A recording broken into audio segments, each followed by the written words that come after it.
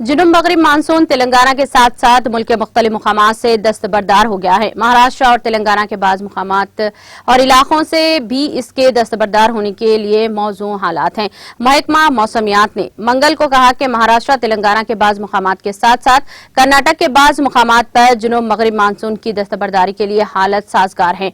इसने अपने बुलेटिन में कहा कि शुमाली अंडमान समंदर और इससे मुत्तासिल इलाके में तूफानी गुर्दाब मौजूदा तौर पर सतह समंदर से 4.5 किलोमीटर से ऊंचाई पर है।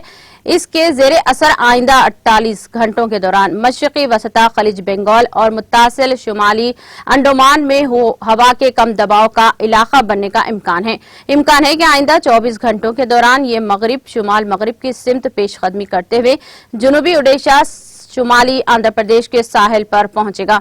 तेलंगाना में 15 और 16 अक्टूबर को बाज़ मुकामात पर हल्की ता औसत या फिर गरज व चमक के साथ बारिश का इम्कान है। आइंदा 3 दिनों के दौरान तेलंगाना में मौसम के खुश्क रहने का इम्कान है।